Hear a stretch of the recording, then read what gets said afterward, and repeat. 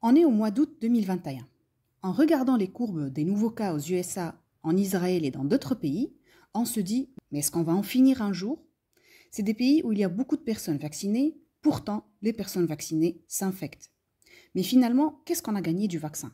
Surtout avec ce variant Delta. Dans cette vidéo, on va voir les données sur le niveau de protection des personnes vaccinées, de ceux qui ont une immunité naturelle avec ou sans une dose de vaccin, et on va aussi parler de la longévité de l'immunité obtenue.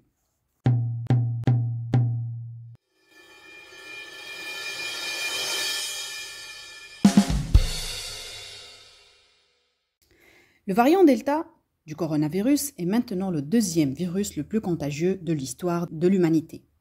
Dans ce graphique, nous avons une représentation de plusieurs virus. Plus on va à droite, plus c'est contagieux, plus on monte vers le haut, plus c'est mortel. Ici, par exemple, le virus de la grippe, il n'est pas vraiment très contagieux ni très mortel. Le virus de l'Ebola, le virus de la grippe aviaire sont très mortels, Dieu merci, qui ne sont pas très contagieux. La rougeole est le virus le plus contagieux. Mais la rougeole est actuellement contrôlée dans le monde grâce à la vaccination.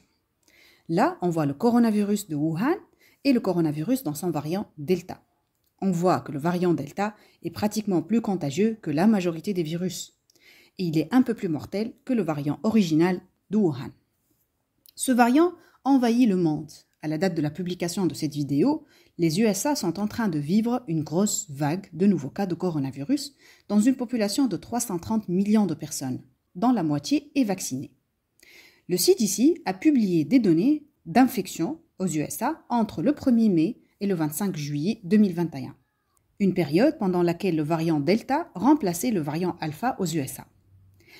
Cette étude nous parle de 43 127 cas d'infection et nous rapporte des données intéressantes. Parmi ces 43 127 infections, 27% sont survenues chez les personnes complètement vaccinées, 3,3% chez les personnes ayant reçu une seule dose et 74,1% survenant chez les personnes non vaccinées. Les personnes ayant reçu une seule dose sont très faibles en effectif, donc les chiffres ne sont pas représentatifs. On va se contenter des personnes complètement vaccinées par rapport aux personnes non vaccinées. On le sait tous maintenant que les personnes vaccinées peuvent attraper le coronavirus. Mais ne pas avoir le virus n'est pas le but du vaccin. Le but du vaccin, c'est de ne pas avoir de symptômes et ne pas être hospitalisé. Mais n'empêche, dans ce graphique du CDC, on voit que le vaccin diminue le risque d'avoir le virus de 8 fois. On aura donc moins de personnes infectées. Les études récentes venant de l'Angleterre disent qu'une fois infectées par le virus, les personnes vaccinées et les personnes non vaccinées produisent des quantités importantes et équivalentes de virus, quel que soit le statut vaccinal. C'est pour cette raison que le confinement reste obligatoire chez les personnes vaccinées qui attrapent le coronavirus. Donc pour résumer, le vaccin diminue de 8 fois le risque d'avoir le virus, mais les personnes infectées, même vaccinées, sont vraiment contagieuses. Revenons maintenant à l'étude du CDC qui a parlé de 43 000 infections aux USA entre la période de mai et de juillet 2021 et regardons les données de l'hospitalisation, qui est le facteur primordial. Les rares personnes qui ont eu le virus malgré la vaccination, 3,2% ont été hospitalisées, dont 0,5% en réanimation et 0,2% ont eu besoin d'intubation.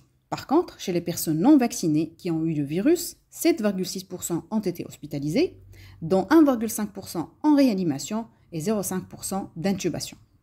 La différence entre les deux est statistiquement significative, ce qui veut dire qu'elle n'est pas due au hasard, mais elle est due à la vaccination.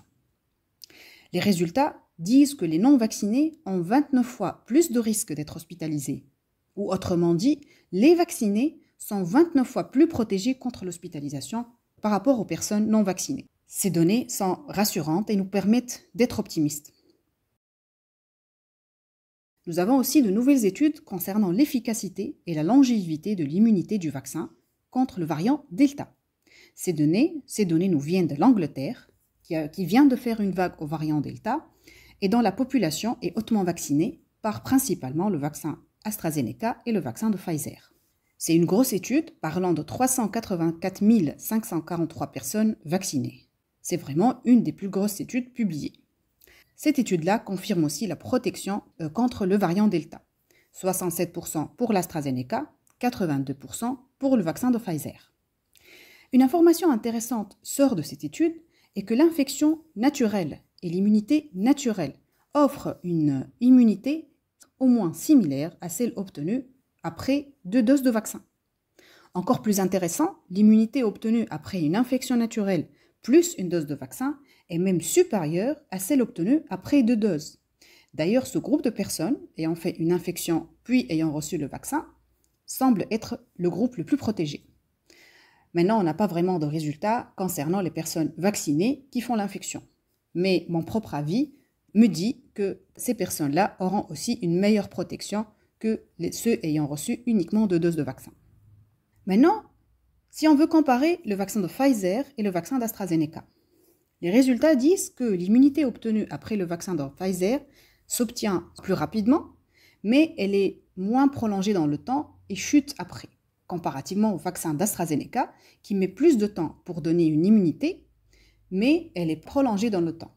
Ces résultats font que, après 3 à 4 mois, les 2 vaccins sont complètement équivalents en matière de protection contre l'infection. Au-delà de cette période, on ne sait pas vraiment la longévité de l'immunité. À 1 an, à 2 ans, on ne sait pas, mais on va voir avec le temps. Cette étude aussi nous dit que l'intervalle entre la première et la deuxième dose n'a pas d'impact sur la protection contre l'infection. Mais on n'a pas de résultat sur l'impact de l'intervalle entre les 2 doses par rapport à la forme grave, par rapport à l'hospitalisation. Cette information serait vraiment très utile parce que ça peut changer la stratégie vaccinale dans plusieurs pays. Est-ce que prolonger l'intervalle entre les 2 injections protège mieux à long terme contre l'infection? On ne sait pas, mais ces études sont vraiment nécessaires. On sait aussi à partir de cette étude, et c'est une information tout à fait universelle et connue, que les jeunes font une meilleure immunité que les personnes moins jeunes. D'ailleurs, la question de la 3e dose se base entre autres sur cette observation. Les personnes âgées avec une immunité compromise par une comorbidité peuvent avoir besoin d'une 3e dose pour faire une immunité similaire à celle observée chez les jeunes. Mais en regardant les résultats dans les USA, dans l'Angleterre et en Israël, qui sont des pays bien vaccinés, on voit que la protection contre l'hospitalisation reste stable même à 8 mois. Pourquoi faire une 3e dose? Ça reste toujours un sujet de débat. Voilà les informations que nous avons actuellement à partir de plusieurs études et après un recul par rapport au variant Delta. Je pense qu'il y a de quoi être optimiste malgré l'aspect effrayant des courbes partout dans le monde. Merci pour votre attention et bye bye.